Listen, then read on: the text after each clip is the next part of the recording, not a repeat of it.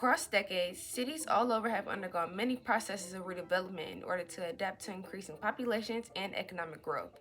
In Detroit, as well as surrounding cities, this redevelopment has been especially transformative. Even today, you can see all types of construction going on just by driving through downtown Detroit. It seems like these developments are all beneficial, but in some instances, that just isn't the case. Some of these improvements are meant to shield a deeper issue that our cities have by displaying only what they want outsiders to see. But when we take a closer look, you realize that most neighborhoods are changing too, but not as productively as it may seem. In fact, it's actually doing more harm than good in most cases. The problem we are introducing is called gentrification, and it can be easily disguised. Gentrification is the process in which urban neighborhoods, often predominantly occupied by lower income or marginalized communities, undergo transformation due to an influx of more wealthy residents and investment. This process leads to increased property values, rent prices, and living costs, and often results in the displacement of longtime residents and small businesses. At this very moment, people who were once living stable lives are now being evicted out of their neighborhoods due to gentrification-induced displacement. This is not really a newly introduced issue, nor is it discussed enough.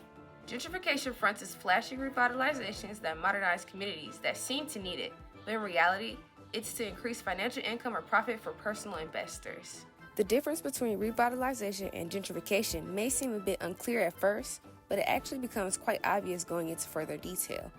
The purpose of revitalization is to improve what we already have, as in building upon a foundation that has been set up once before, but eventually worn down over time.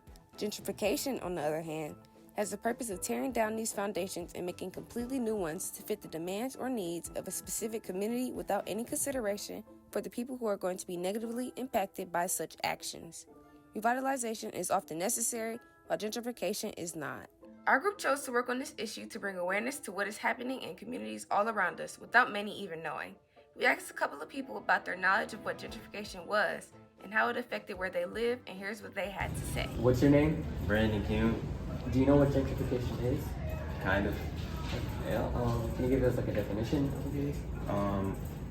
Like a higher class of people kind of overtaking an area and building it up. Has gentrification been noticeably harmful in your neighborhood? Have you seen it? Not really. Are there old businesses or buildings that have a cold history in your neighborhood that you know of? Yes.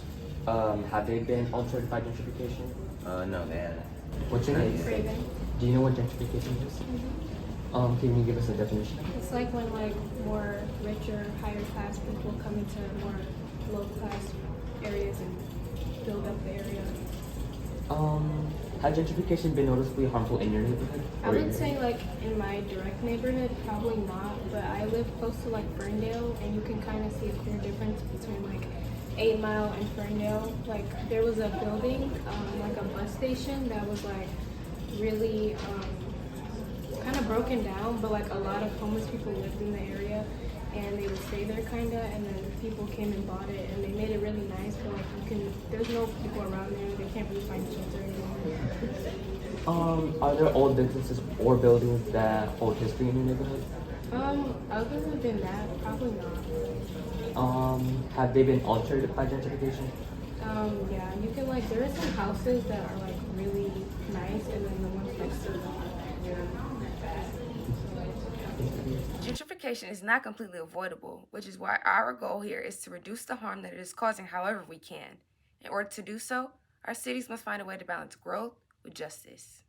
Some ways we can do this as ordinary people include preserving cultural identities within neighborhoods, using our power as residents to influence decisions about city planning and large projects, investing into our communities instead of deteriorating them, and understanding your rights as residents and tenants to push back against non-affordable housing.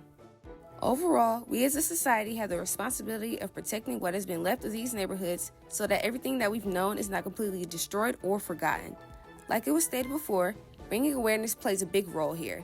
People need to know exactly what we're dealing with and what it can turn into. So as one, we should do as much as we can to produce positive results in the fight against gentrification. Power comes in numbers, and unity strengthens the voices of those who are overlooked. Thank you all for listening.